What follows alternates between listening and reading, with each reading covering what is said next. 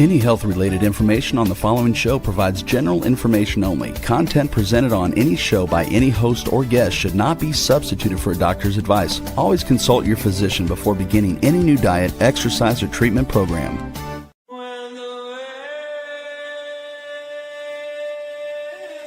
For centuries, ancient cultures knew the secrets to longevity, vitality, and healing. Now, modern science is catching up.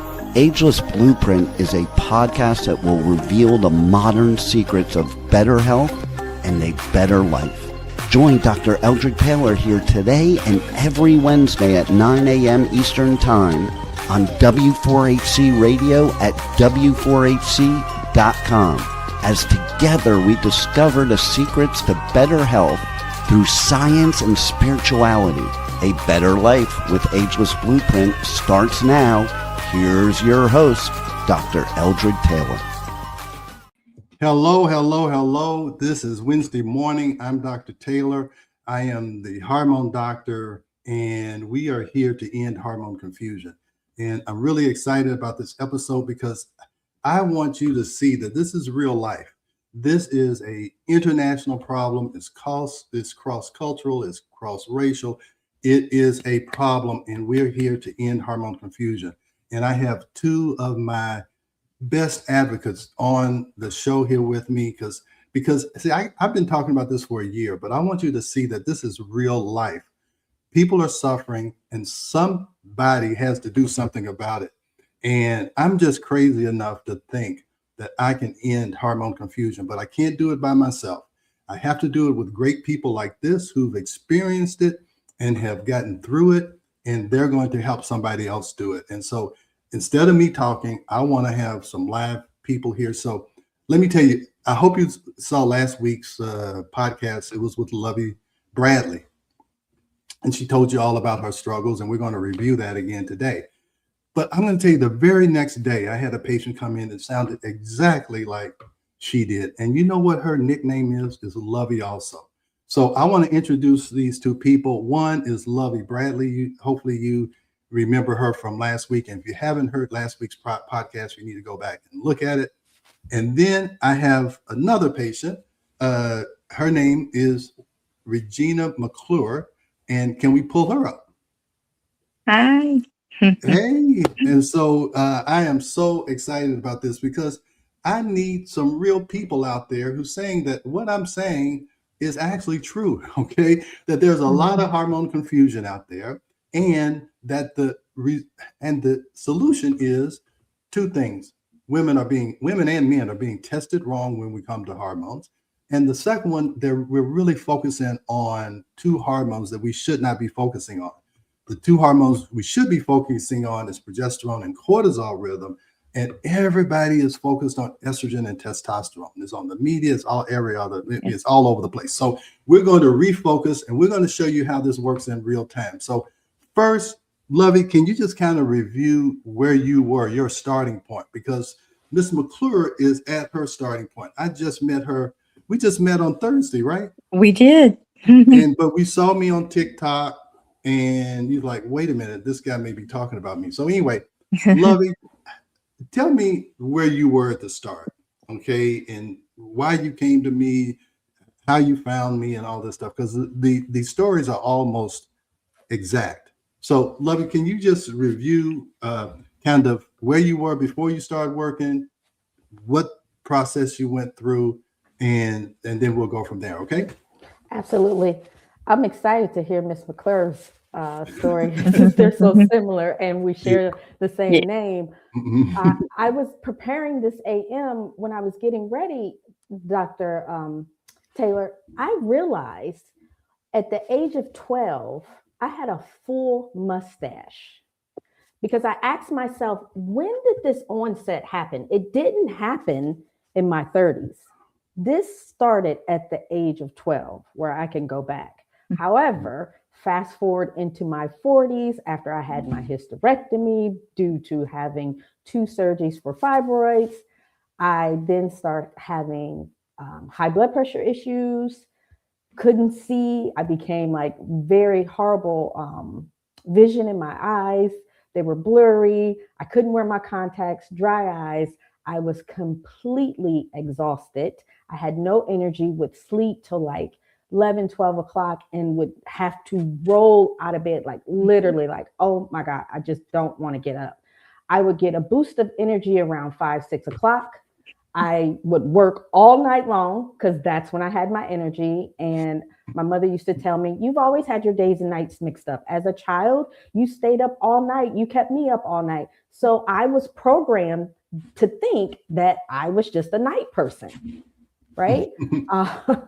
I had no sex drive, no libido, dryness in my vag, moodiness, weight gain. I mean, you just name it. I had every symptom you could possibly think of. And one night I was led by my spirit to go on TikTok. Dr. Taylor was live and I immediately inboxed him. And while I was inboxing him, I was saying, I set the intention, he's in Atlanta. However, no matter where he's at, I'm going by any means necessary. So, if you watched last week, I've done everything. I've flown around the world. I've purchased, I don't know how many supplements. I saw naturopathic doctors. I've done Reiki. I've done massage therapy. I've done lymphatic massages, you name it, and beyond. I've done detoxes. I've done plant-based. I've done, you name it. I've done it. I've spent, I don't know, I could possibly say $80,000, $90,000 over the years of trying to figure out what was going on with my body. And that does not include the cost of surgery. So let's pause right here. And they kept running lab tests on you. And what did they show? So just what have you been told since you were 13 about your labs? My labs? That they're normal. However, when I had my lab tests in my 40s, my doctor told me that, oh, Lovey, it's just menopause. You're in the menopause phase. I mean, you're over 40. And, I said last week, my family members would say, menopause is what it is. There's no solution. You just have to suffer through all the hot flashes, the irritability. It just is what it is. However, my knowing knew that the body is designed to heal itself and there was a solution somewhere. So Ms. McClure, I'm going to let her, and it's really, I could just replay what you said. Absolutely. Absolutely. It's eerie. It's eerie how similar. Because you got told something when you were like 12 or 13 too, correct? We just had that discussion yesterday. So let's talk about how it started from the beginning. This is why I say this should be taught in 5th grade health class.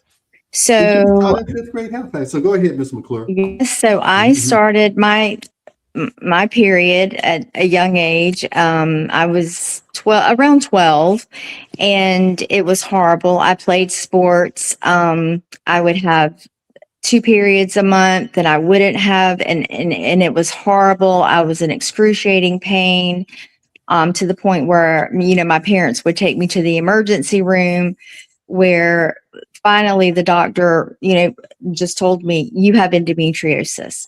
I mean, and they said the only way that I'm about to be 55, so it's been a little while. So back then, they weren't doing laparoscopic surgeries. It was a kind of a major thing. And, so I decided, no, I don't want to get that invasive. So we just, that was my label. I had endometriosis. And from then on, at 13, to regulate my cycles, the doctor put me on the pill. So I basically was on birth control from the age of 13 until I got off of it to try to get pregnant, not knowing what the pill was doing to my young body at the time. And my parents didn't know. I mean, it was never discussed. We just trusted the doctor. And unfortunately, I suffered with that. It took me a while to get pregnant. I had a miscarriage, my first, and then my second, I have 4 daughters now, and my first 2 daughters, then I couldn't get pregnant. So long story short, I found it wasn't until, maybe 5 years ago, I knew something was wrong with my body. I knew something was not right. And I was having excruciating pains on my left ovaries. And I went in and the doctor did extensive tests, fabulous doctor, but primary care doctor. And she told me that I have PCOS. And I was like, so I don't have endometriosis? And she said, no, you have PCOS. She put me on metformin. So all of these years, every doctor I've ever seen, I said, yes, I have endometriosis, and never knew anything different. Let me pause right here. This is the problem. Women get labels. They don't understand the labels, and they never understand what that label means, and they carry that label for years and years and years. Right. I hear people say, I have PCOS. I said, explain to me what PCOS is. Nobody knows it. That's what you had at 13, Lovey. That's why you had a full mustache. And why do you have PCOS? Let me just explain this so everybody understands it. It's very simple. Poly is the P, cystic is the C, ovary is the O, syndrome is the S, polycystic ovarian syndrome. Whenever you have a syndrome, that means it's a bunch of symptoms that people don't understand the cause. Right. That's the problem. You can understand the cause. When you don't ovulate, you don't make progesterone. When you don't make progesterone, you start making testosterone. What does testosterone do? It gives you a mustache. And I also started getting chin hair. My girls would laugh at me because I would be in Carrider line plucking chin hair. I mean, it's the sad thing about it is, and the doctor, she didn't even really just explain the whole, she just said, here's some metformin, this will help, That's what I'm saying. They're not even trying to help you understand your body. Right. Because let me tell you, the doctors are just as confused. I'm doing a webinar in June for some doctors in Mexico to explain PCOS. And you know what? It's going to take me about 2 minutes. It's a progesterone deficiency. You've always had a progesterone deficiency. Right. And at 13, you don't have endometriosis and you don't have PCOS. You have puberty. That is the finishing part of puberty. Trying to get you into a reproductive cycle. So when you're going into your reproductive stage and when you're going out of your reproductive stage, that's when all heck breaks loose. Right. That's when you have to try and rebalance the person. Those are the two critical stages. But you've gone from 13 to 49. Right. Lovey, and you 13 to 50, not understanding what you've been saying for 30 something years. And then ended up having another baby because that doctor put me on metformin, which makes you release, ovulate, which is a blessing. She's my 16-year-old. So every menopausal woman needs a 16-year-old at home, just to throw in the mix, like a little bit more stress. Thank you. Okay. So here's where I want to go. So we figured out where it started, and all of you guys, it started at puberty. That's why it needs to be taught in the 5th grade health class, right? So that you can understand that. Okay. So anyway, now you're perimenopausal and menopause. Lovey, you kind of explained how you felt before you came. Miss McClure, I send out the medical information so they can fill it out beforehand. I told Miss McClure, I've never seen someone write as much on that medical document as she did. She had every symptom, every myth buster, all of that stuff. So anyway, so tell us how you felt that made you say, you need to come see me. Well, looking back, like she said, I've kind of gone back to see because I never really had a doctor say you're in menopause. I had my cervix and my uterus removed. Maybe back in 2020, it was about 2 years after I had my last daughter. So I had her in 2010. So I had it about 2 years later.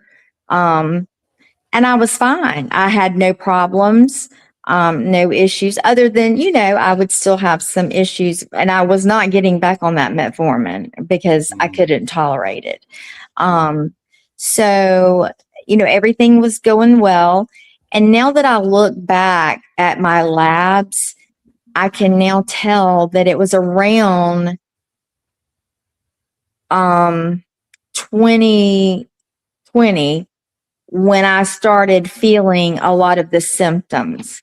But I think it was kind of masked because of all my kids were home because everything was shut down. And I just thought I was going crazy because everybody was, we were all at home. And so, I look back about it. And so really mine really, I started getting just very agitated, just very emotional. I was always very active. I had, 4 daughters that played in every sport. I was a single mother. Their dad lives in Savannah. We live 2.5 hours away from him. So I was basically a single mom running these kids all around to every sport here and there. And then on top of that, I became my mother's full-time caregiver.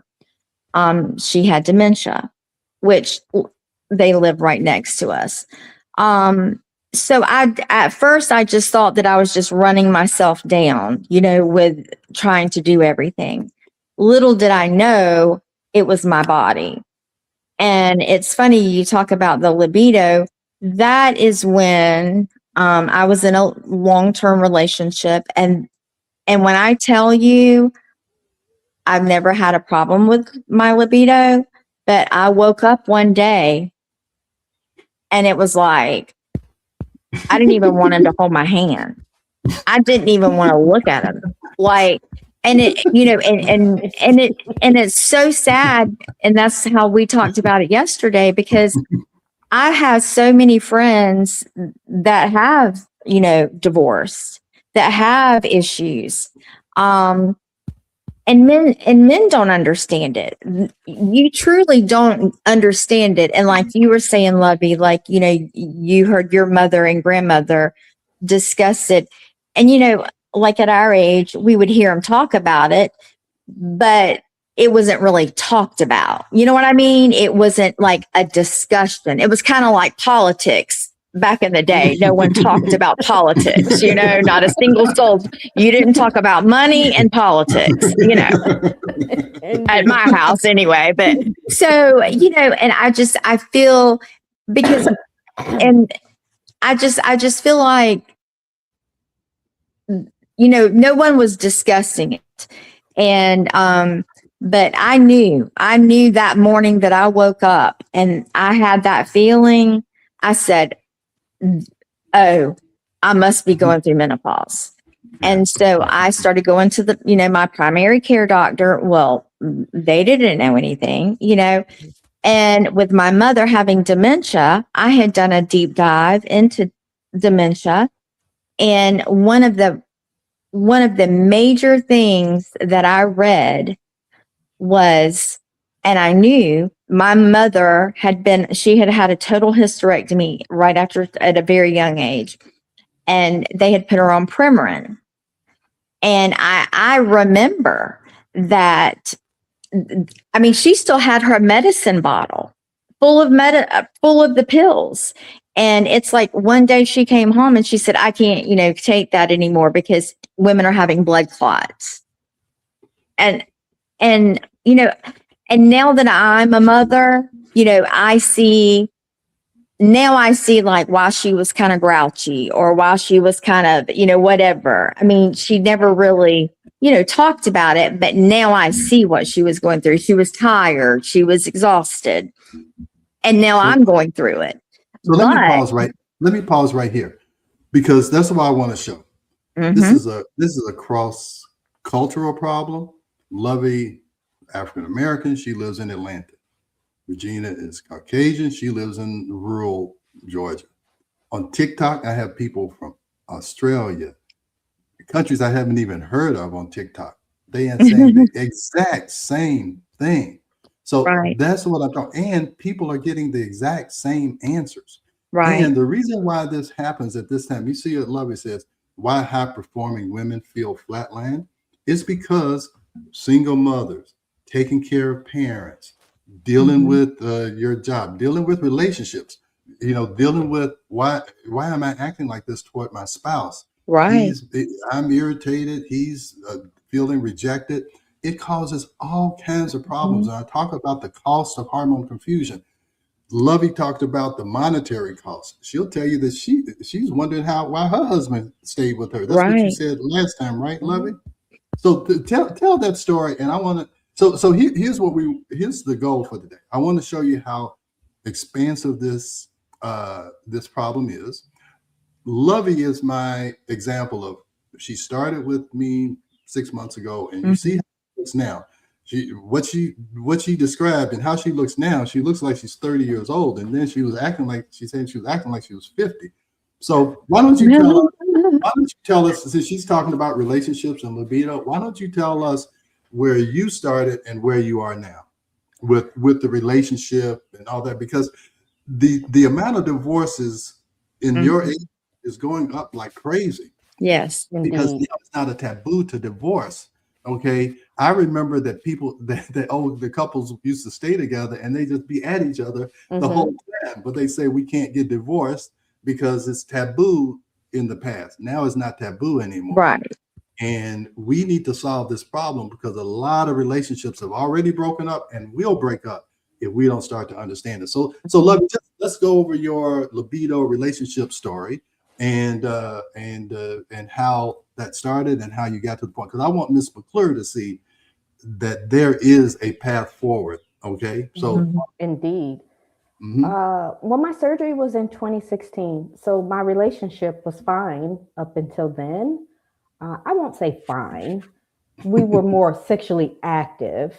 It wasn't like 5-6 times a week, but we were more sexually active leading up to having the fibroid surgery 2 times.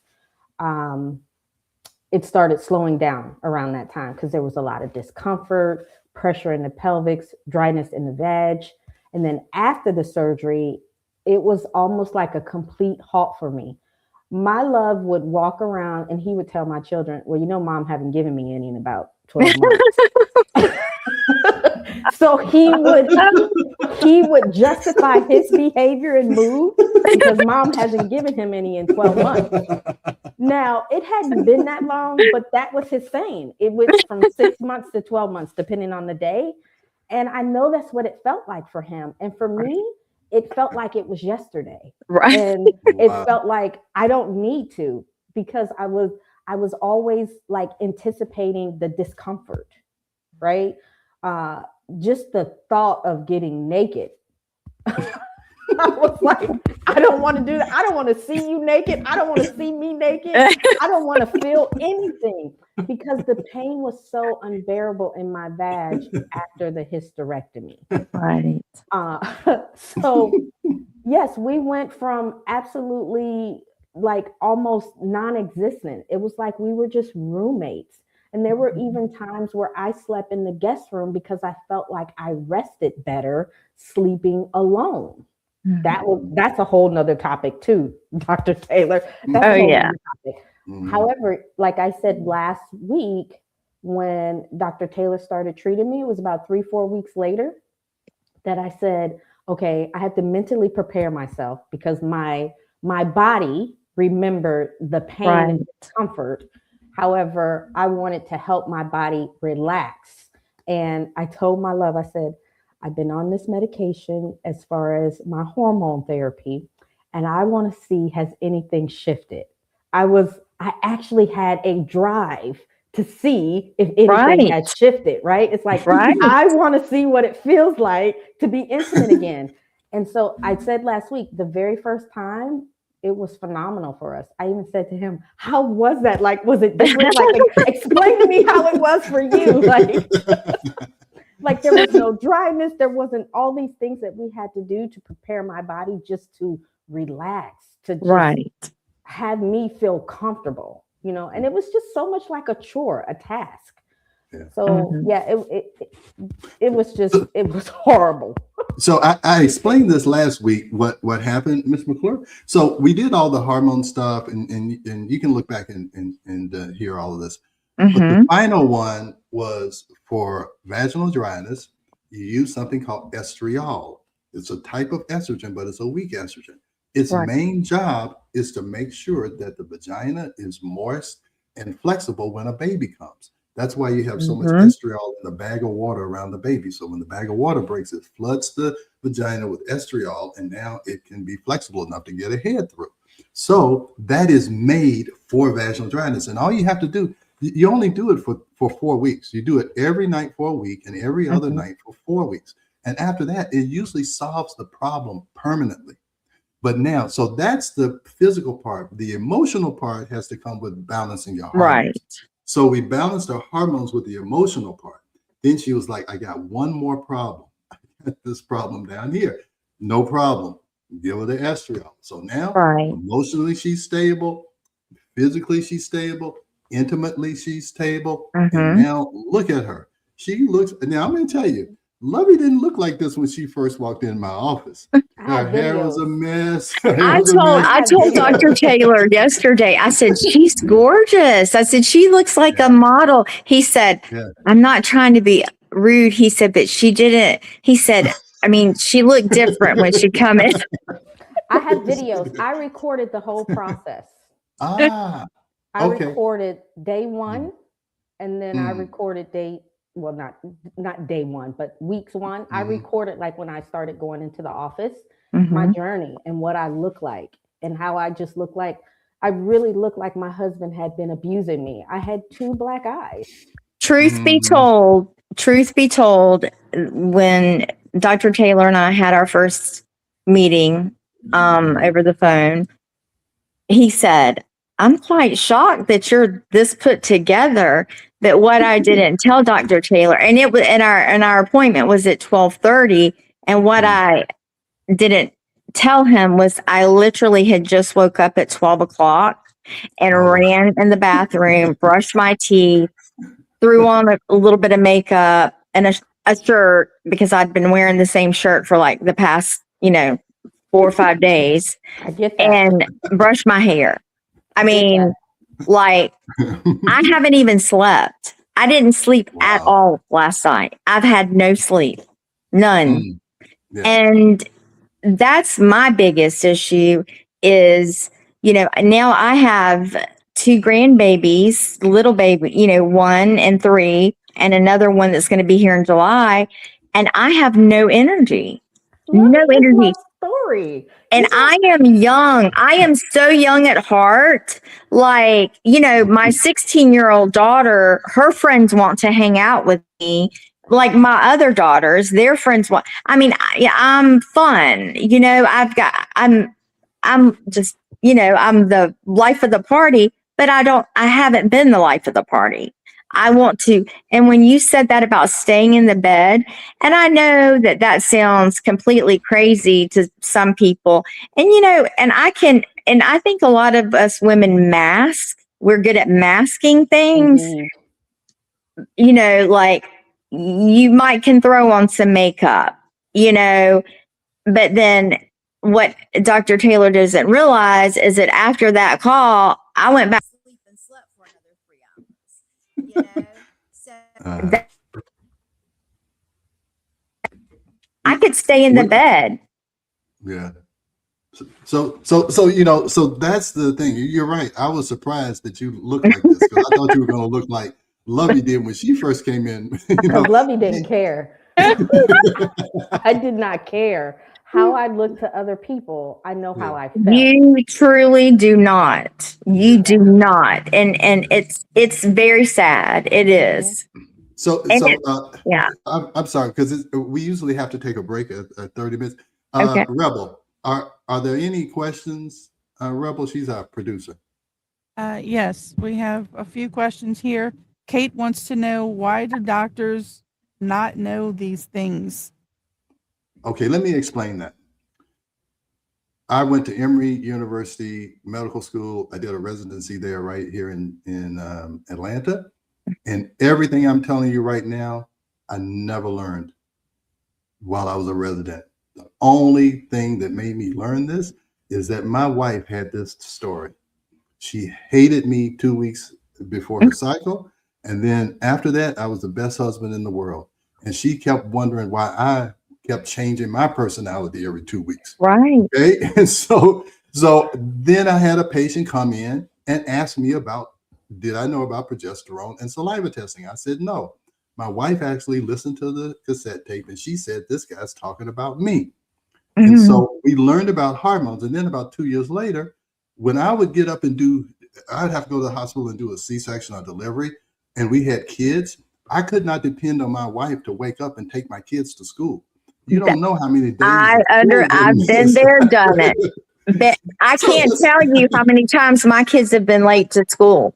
I mean, this happened to me 30 years ago. That's why we wrote the book 25 years ago.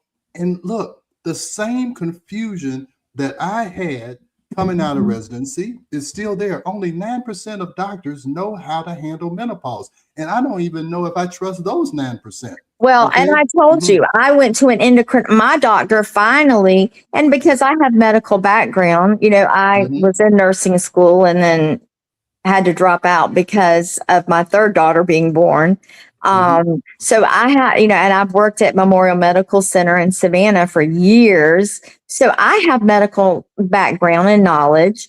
And, and I was asking my primary care, and I guess he just got sick of, argue or whatever with me. And he said, I'm going to send you to an endocrinologist. So I'm like, okay, we're on to something now.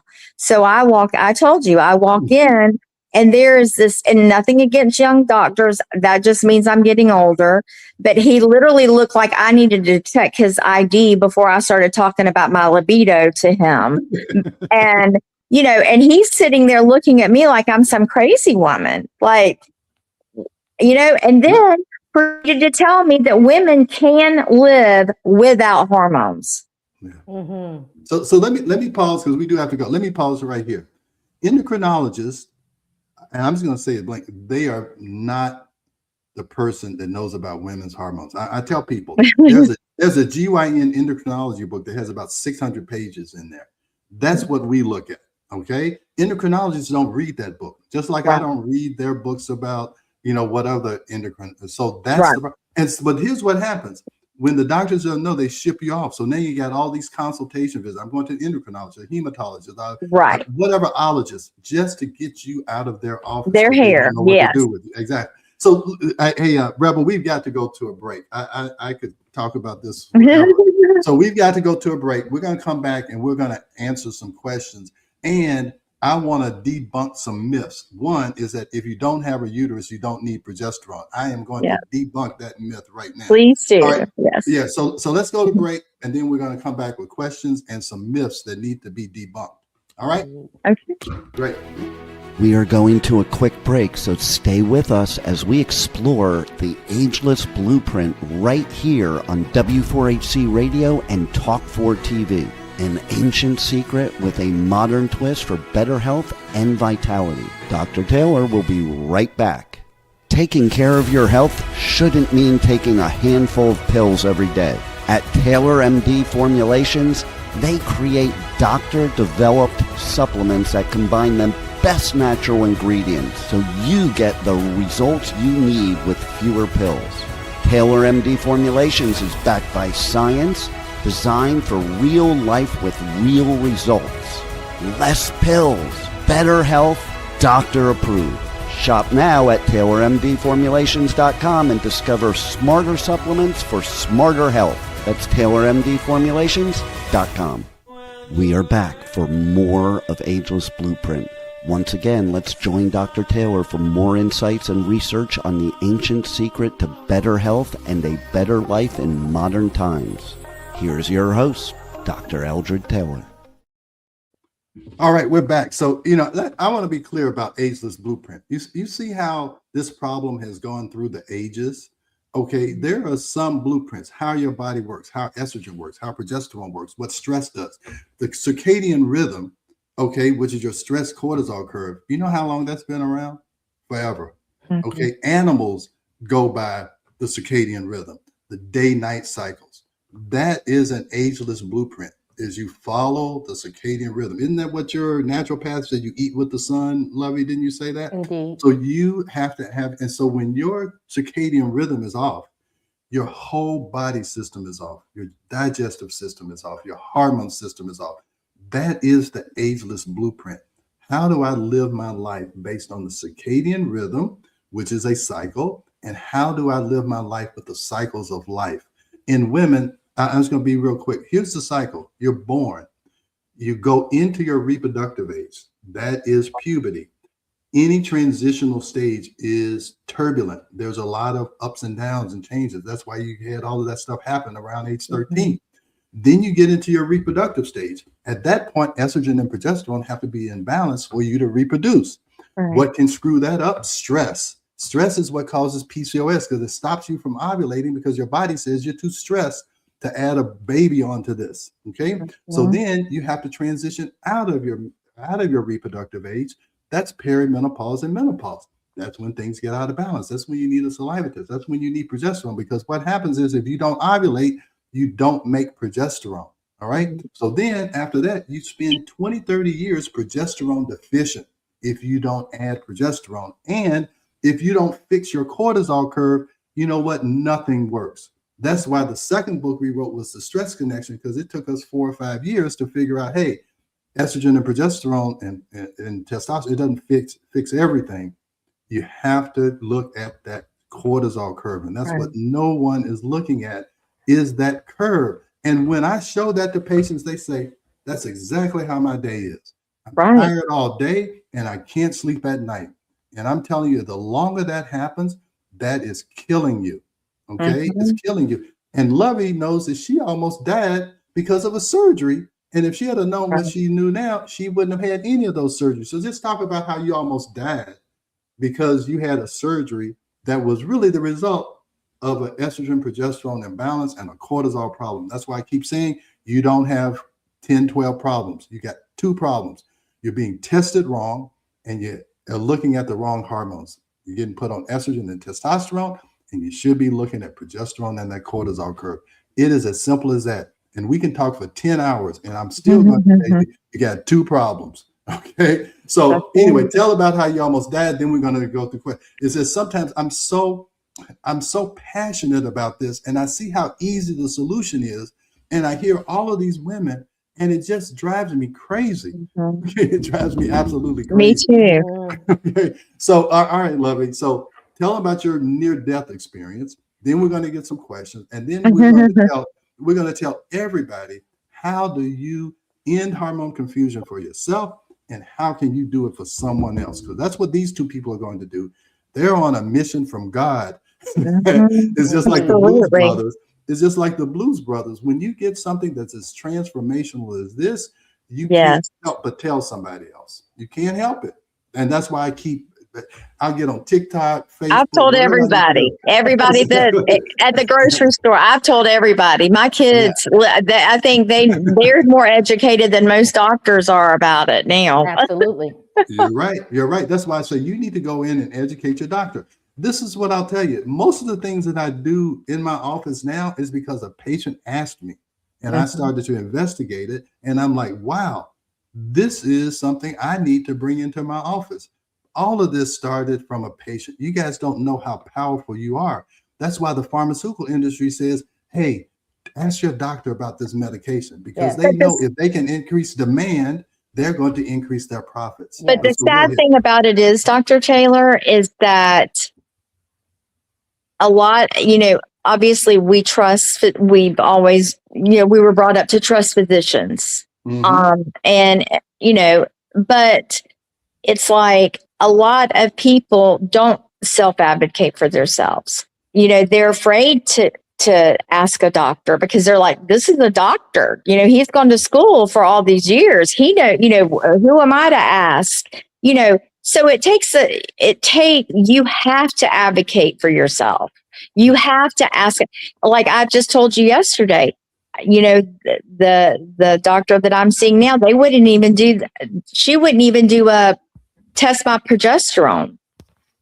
And I asked her to. If she had done it in the blood, it wouldn't have told you anything. So I'm glad she didn't do it because you would have Right. wasted your money. Okay? Right. So you would have wasted your money. So I'm glad. But I want to tell everybody this: truth outweighs authority. Okay, so I don't care if you think they're an authority figure.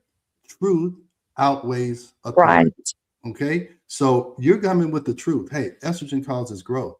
You know your Estrogen body. causes another growth. You know your body. So all right. So here's what we're gonna say: near-death experience. Mm-hmm. Okay, and quickly let's go over that. Then we're gonna debunk some myths. Then we're gonna have about 6-7 minutes for some questions, and then at the end, I want to tell you. I don't want to tell you all this information. I need you I'm going to show you where you can go and get free information. Not everybody has to come see me. I'll be happy to help you if you want it. But I want to give you some basic information that you can go and you can start advocating for yourself and changing how you feel. So, all right, let me be quiet. 2 or 3 minutes. Why don't you talk about your experience and we'll go from there. So I had the surgery, the hysterectomy, and inside the surgery, I don't know, in the operating room, I contacted septic, and I was fine after the surgery. I didn't even have a whole lot of pain. Like I have a high pain tolerance. Had three babies naturally, nothing. Right? Oh, wow. So day before I got ready to be released, my physician came in, my OBGYN, and she says, you have a low-grade fever, but we're not worried about it. We're going to send you home. I went home. My mom was like, you need to sit down. I'm like, I feel really, really great. 24 hours later, I literally woke up, could not move. I needed to use the restroom. I called my husband and said, I need you to come home. I don't know what's going on with me. I can't move. I'm in excruciating pain. Take me to the hospital. I sat in the ER, I don't know how long, hours in pain, not knowing what was going on with my body, and a fever that was just off the charts. So I get back, they do blood work, come to find out my white blood count, I don't remember the numbers, but they were in the thousands. It was crazy. I ended up spending like 15, 16 days in the hospital after the surgery where they were treating me. It totally disrupted my gut, totally disrupted my intestines, my bowels. It took my bowels like 4 years. I didn't say this, Dr. Taylor, 4 or 5 years to get back to normal stool. You talk about the cost of hormone confusion. Golly. Yes. And then on top of that, while in the hospital, they ended up sticking this tube in my bottom near my vagina to like drain out in the vagina area. I'll never forget when they took me down to the X-ray center to see where to put the tube. They treated me like I was a mannequin that they were practicing on in nursing school. They didn't care about my pain. They didn't care about my discomfort. It was basically like I just had a hysterectomy. They wanted me, excuse me, they wanted me to lay on my belly after just having a hysterectomy so they can insert a tube in my bottom to drain out whatever infection was possibly in the vag. And then I had this long tube hanging out my butt. I have to say it like that because it was just horrible, hanging out my bottom that needed to be drained. So I went home with that. I mean, it was just a horrible experience. And prior to that, I said to Dr. Taylor, my spirit told me before having the surgery, after it was booked, heal thyself. And I went through with the surgery because it was already booked. And they told me if I cancel, it would cost me hundreds of dollars to cancel the surgery, even though it was months out. Yeah. Let me pause right there. You know, I can't tell you how many women have come in my office and said, I knew I shouldn't have had that hysterectomy. Shouldn't have. I knew I shouldn't have done this. And let me tell you, women's intuition is a real thing. It's a real thing. I've learned that by being married for 40 years. When my wife says, I don't feel right about something, I used to argue with her, but I learned not to. I would say, hey, you don't even have to explain it to me. I don't need to understand it. I'm just not going to do it. Okay. So, and let me tell you, when I first came up with this concept of ageless blueprint, I told my wife, I said, I'm going to do this. I said, I want you to trust me. And she said, okay. I was surprised But her intuition was saying that this was okay for me to do. This is a year and a half later, and I had no idea I'd be doing this when I just said, hey, I'm going to come up with this thing called Ageless Blueprint. So anyway, I just want you to, I just say, women, trust your intuition, please. Now, we're running close on time, so I want to debunk this myth. If you don't have a uterus, you still need progesterone because your brain needs it, your vagina needs it, your cardiovascular system needs it. And I've always been told I do not need it. That's because they use Premarin and Provera to stop bleeding. Okay, right. And it works great to stop bleeding. But Provera does not do all the other things I'm telling you about, helping you with your mood. It actually makes you depressed. So that is the issue. They mix up progesterone with progestins. Progesterone is not a uterine bleeding hormone. It is called progesterone because it promotes gestation and it does all these wonderful things. So you do need progesterone throughout your life. You both needed it at 13. That's when you needed it. And if you had it at 13, you wouldn't have had 2 myomectomies. You wouldn't have had a tube running out your butt, and you wouldn't be sleeping, 18 hours out of the day, Ms. McClure. Yes. So I debunked that. Okay. So if you don't get anything else out of this podcast, you need progesterone. I don't care if you have a uterus or don't have a uterus or I don't care what you don't have. You need progesterone. As long as you have a brain, you need progesterone. Okay. I'm just telling you that. All right. So questions, Rebel. We got about 4 minutes, I think. So, and then here's what I want to say. Well, go ahead. Because at the end, I'm going to tell you how you can get more information. So let's answer a few questions. And if they don't have to be to me, they can be to our guests. Okay. Beth wanted to know, why are doctors telling women and girls' families these wrong things? You pretty much answered that. They just don't know. They just don't know. They're not intentionally doing it. It's not a conspiracy. It's not there. They're just well, I will say it's a conspiracy. I do think that the pharmaceutical industry and the healthcare industry likes to keep you I sick. will tell you this. I was so desperate about 2 years ago when my daughter was pregnant with my first grandson. I was so desperate and just so exhausted. I could barely even go with her to her doctor's appointment. And I even asked her OBGYN, which is a fantastic doctor, wonderful OBGYN.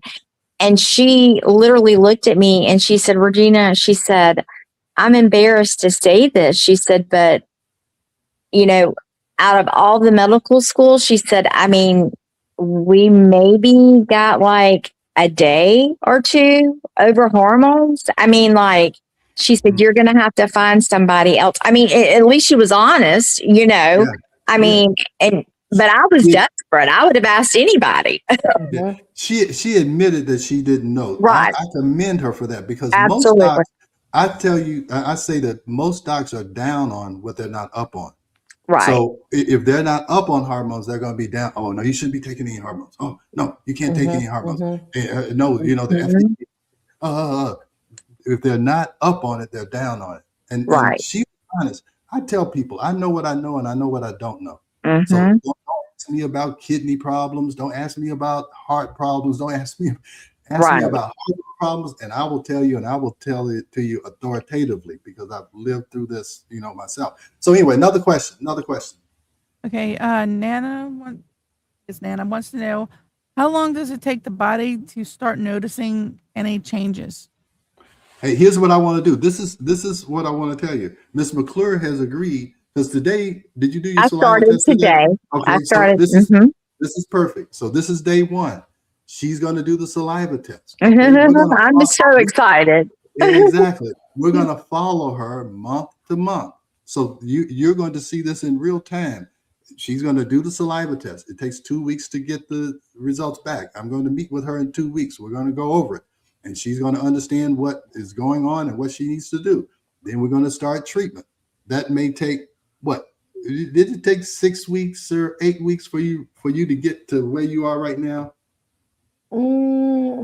Let me see. So my results came about 2 months. Probably 2 months. Okay. So 2 months. All right. My situation is different too, Dr. Yeah, you had some, well, because you had a lot of cortisol was a big problem. Yes. It was easy to do the progesterone. The cortisol takes a little bit longer, but maybe a month. She came in once a week for 3 weeks.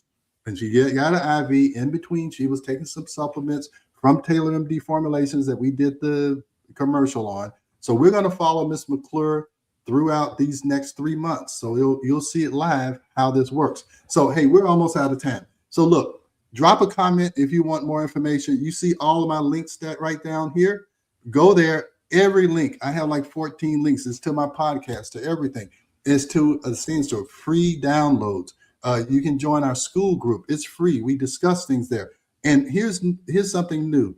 I have what we call an End Hormone Confusion Facebook group.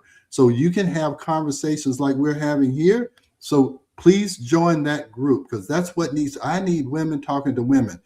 You listening to a 65-year-old man talking to you about your hormones. I want you guys to help each other. This is how we see one, do one, teach one. Mm-hmm. So End Hormone Confusion Facebook group, and then join all my links, and you'll see everything I have to offer you. Join me next Wednesday at 9:00, and we'll do this all over again. They won't be here, I don't think. Maybe Lovey comes. I don't know. We'll see. But next week we'll talk about something else. But for the next few podcasts, we're only going to talk about hormone confusion, because I think that's the number one issue with this ageless blueprint, is that you cannot be ageless if your hormones are out of whack. That's why I say we may be old, but we're not dead. That's why Lovey still has. That's why Lovey still wanted to be intimate with her husband. Same way with Miss McClure. She has a long-term relationship. Same way with me. My wife wasn't interested in being intimate with me when we started this. She hated me. And we need to teach our younger, like my girls are in their 20s. My girl, and and I think that's been a little taboo maybe in the past with our mothers and grandmothers talking about it, but the word needs to get out now. It needs to change. It needs to change. All right. Hey, Rebel, she's going to kill me because we're over. All right, Rebel, we're good. If you have any questions, let us know. But hey, we got to go. Thank you so much. Thank you, Ms. McClure. Thank you, Lovey. Nice to meet you. If this helped one person, then absolutely it was worth it. Okay. Thank you so much. Thank you so much. Take care. Bye-bye. Thanks for joining Dr. Taylor today. If you missed any part of this show, just check out the podcast wherever you listen to podcasts. Ageless Blueprint is every Wednesday at 9 a.m. Eastern Time on W4HC Radio at W4HC.com. Together, we discover the ancient secrets to better health through science and spirituality made for modern times. Until then, feel free to check out agelessblueprintpodcast.com and TaylorMDFormulations.com for more information.